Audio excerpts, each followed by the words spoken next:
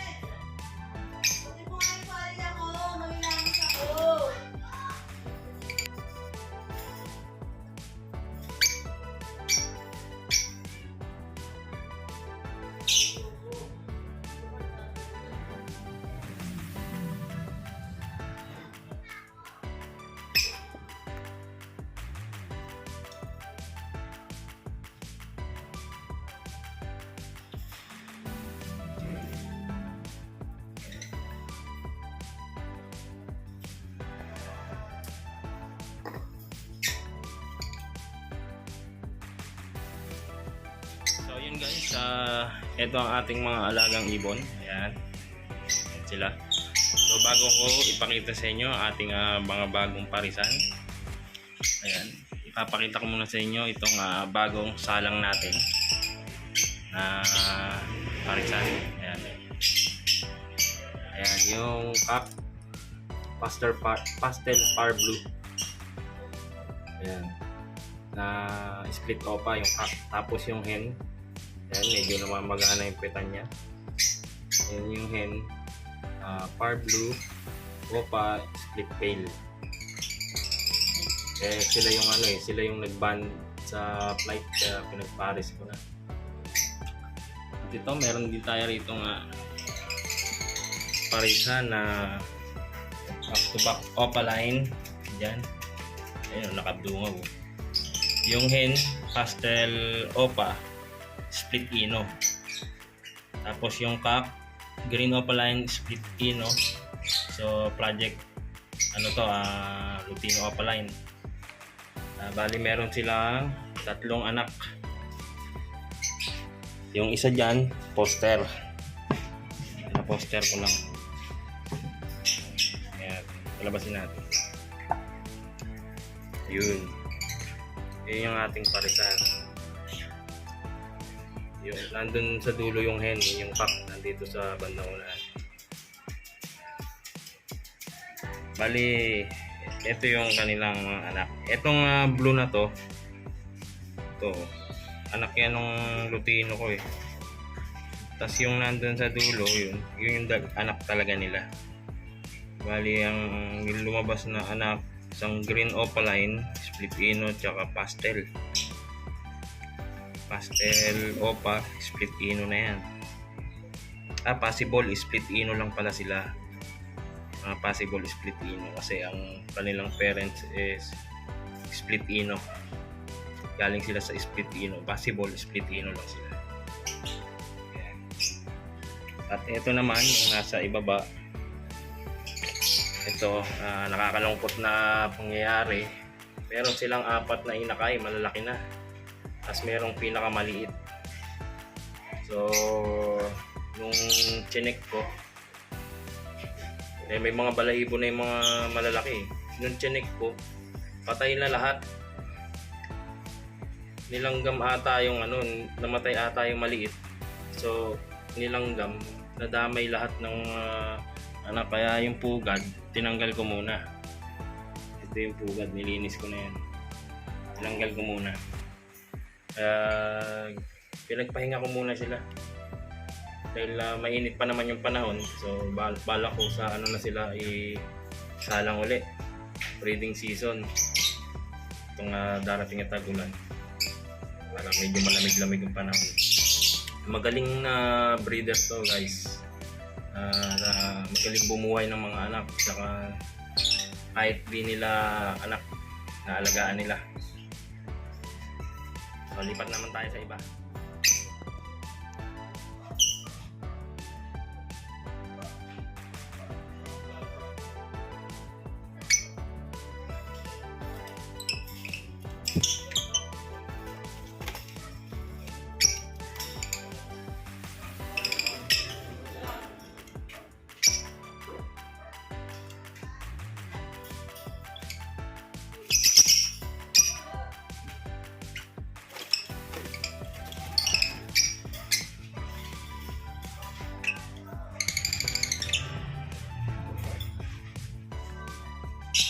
So ito nga pala yung ating mga pababa, yung mga pang-out natin. Ayan.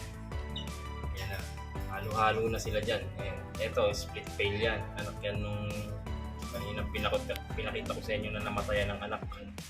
Kasi yung isang blue na yun na maitim yung mukha. Anak yan nung lutino ko. Taka ako ba't ganyan yung inanak. So yan yung mga pang-out natin sa mga gustong mag-avail. PM lang kayo. Ilalagay ko sa screen yung ating Facebook page. Ayan. Ayan, mga pang-out natin. Ano na yan, split ino at split pail lang naman yung mga nandiyan.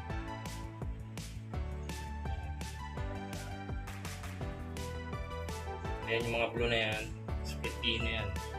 Kasi nanay nila visual lutino. Nakatoto yun. Green na to. So, lipat naman tayo sa iba. So, ito naman ang ating inihahanda para sa breeding season. Ayan. Magpa-project tayo ng lupino opaline. So, yung magkatabi na yan, parehas cock yan. Parehas cock. Kasi ito yung hen. Ito yung hen yan. Yan yung hen. Sinama ko sila dyan para yung hen, bahala na siya kung sino pipiliin niya dyan. Pero sa tingin ko, mas maganda mapili niyang pangasawa dyan, maging partner, sana itong visual lutino. So, pero okay din naman yung isa, pastel opa. Pastel opa line split ino naman yung kak na yun. Pure split ino yan. Kasi proven na yan. Kasi itong lutino medyo bata pa ito eh. And molting siya. Ayan, nagmo-molt. Yung isa naman na pastel opaline, pipino. Saka, yung katabi niya. Ano na yan eh. Proven na yan. Kasi itong hen natin, proven na rin yan. Proven hen. Yan yung nanay no, mga blue na nandun, yung pinakita ko sa inyo kanina. Saka yung mga spitino doon, yan yung anak niya nandun. So lipat naman tayo sa isa nating parisan na ipa-project natin ngayong darating na breeding season. So ito nga pala yung ating bagong ipa-project sa darating na breeding season. Itong cock natin blue Ewing opaline dilute. Tapos binangga ko sa Torque Par Blue split pail na hen. Ayan. Ayan, nagbanda sila. So, kukondisyon na lang ito. isasalang natin sa darating na breeding season. Project tayo ng Par Blue Opaline Dilute. Bali magiging anak nito post-pale. Par Blue Opaline Dilute post-pale. Kasi yung hen may dugang pale. Sana kumarga.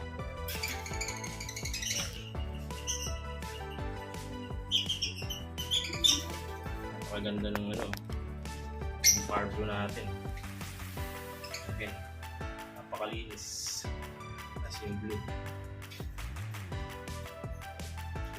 Blue Ewing Dilute. Blue Ewing Opaline Dilute. Yan ang ating top. Matured na yan. Balibat naman tayo sa isa pa nating parisan. So, nandito naman tayo sa isa nating parisan na Green Opaline Ewing Split Ino Cup. Tapos ayan, ang kapares nya Yellow Bull Opa Split Ino. Ayan. Ayan, magpa-project din tayo ng Lutino Opaline dyan, tsaka Yellow Bull Opaline. Ayan. Ang laki ng hen natin. Ang laki ng hen. Yellow Bull Opa Split Ino. Ayan, nakuha natin yan kaya Boss Marvin. Maganda yan guys. Ayan. Close up natin.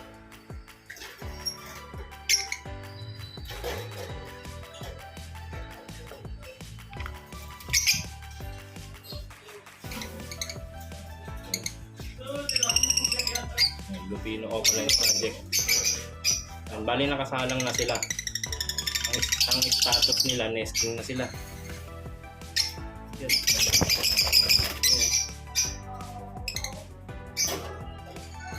Nesting na sila. Yung mga ayun oh, naghaharap na ihin.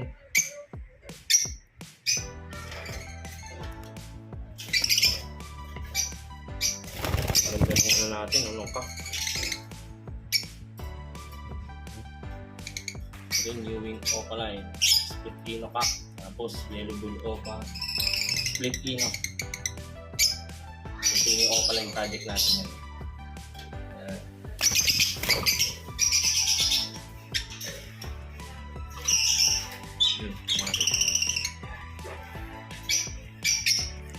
So ayun nga guys, yun lang ang ating update sa ating ibunan. So nakita nyo naman yung ating mga ipa-project ngayong parating na breeding season. Yan lang naman ang ating mga alaga. Konti lang naman. Pero ang bilis nila dumami. Yan. Ito yung Opaline Dilute project natin.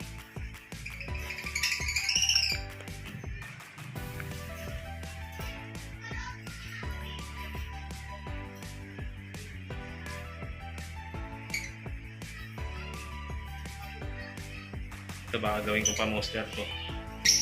Nandito. Kasi magaling magsubutong cup. Ayun yung iba. Pares na natin. Kasi dito sa flight. Dito yung iba sa flight.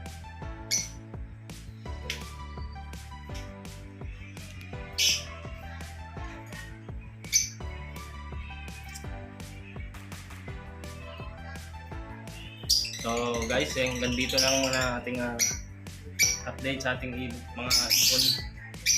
So sa mga hindi pa nakasubscribe, mag-subscribe na kayo guys at